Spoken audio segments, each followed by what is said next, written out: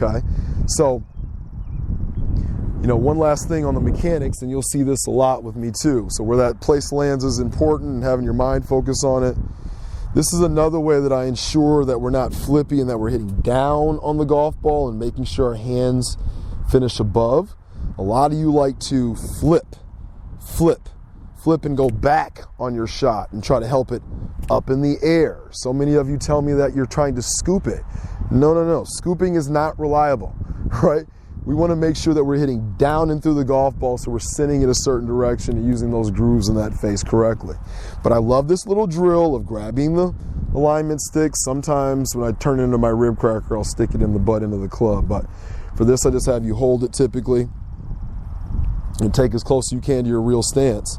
And now when we're hitting shots, we're just thinking of going 1, 2, and making sure that stick doesn't hit your side, okay? Very, very important there. So once again, we'll do that a little bit further over here. Make sure my cameras get everything. But same thing.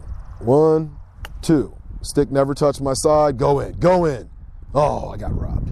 Okay, so that's a great tool for what we're working on here, but also for the action of the full swing and making sure we're not flipping as well. Okay, so you'll see this a lot along with the rib cracker with me. All right, so now that we got all the textbook stuff out of the way of what a chip shot is, let's start talking about ways to make it go high and ways to make it go low. I do have a question for you. What club do you like to chip with? It's kind of a loaded question. There's no wrong answer and there's no right answer. But what club do you like to chip with? I always tell people that this is where you can use your imagination and you can almost use any club in your golf bag. I got my 60 degree right here. I got all my wedges right there. But I can use my 9-iron if I wanted to. Where are you at, 9-iron? All right, if I wanted to use a 9-iron, we'll keep this the same front tag. I obviously want this thing to land way shorter than the pin because it doesn't have the loft. So if I'm hitting my 9-iron, just edge of the green there and go in. Oh, close. All right, so that's an option. Let's grab our 7-iron. All right, and let's try that same shot. Now, same thing. I'm looking for this thing to land very short because we know it's going to have a lot of roll potential. So same thing. We'll put it a little forward, back a little bit, forward a little bit. And we expected. It really rolled out far. But you can use any club in your bag. My dad used to love to putt from 50 yards off the fairway or closer. He hated the chip, so he would always putt from these areas. Last but not least, as we mentioned in past videos, you could use your 5-wood or your hybrid, right? To me, this is like a putt that might cut through some of this rough a little bit easier and smoother.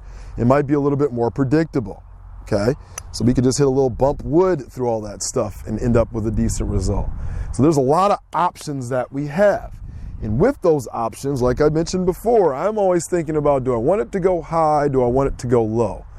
My game itself, like I said, low's a go, right? That's all how I always looked at it. Low is a go. So if I could keep it low, I knew that I had more options that can control it, especially watching a lot of British Open golf where those guys use creativity to cut through the wind and to deal with the bunkers and everything. Okay, so let's discuss some ways to hit it low. Okay, obviously club selection, that's my first stop for you guys. Pick a club that has less loft and start practicing, and you'll see what we're talking about as far as it being a little bit easier, a little more room for error. Okay, but I'm going to use my 60 degree here, and we may change targets here in a second, but we'll keep this. And where's that camera pointing? Yeah, we'll probably go to this further flag here, a little more distance. But if I'm trying to keep it low, right, this is going to be a typical 60 degree chip shot to the far flag on the left here. Hopefully we can see that. And there's a big ridge about halfway there that I'm aiming at to try to have my ball land. 1, 2. It's close to that ridge, right in the middle, that middle distance, and just a little short of pin high. But once again, look at that trajectory of that shot. It wasn't a bad shot, good chip, but the trajectory was a little bit high, a little more energy in that one. Okay, not bad shots. I'd take those and be okay with them. Okay, But what if I wanted to hit it lower with this same exact club? All right. The first thing that we can do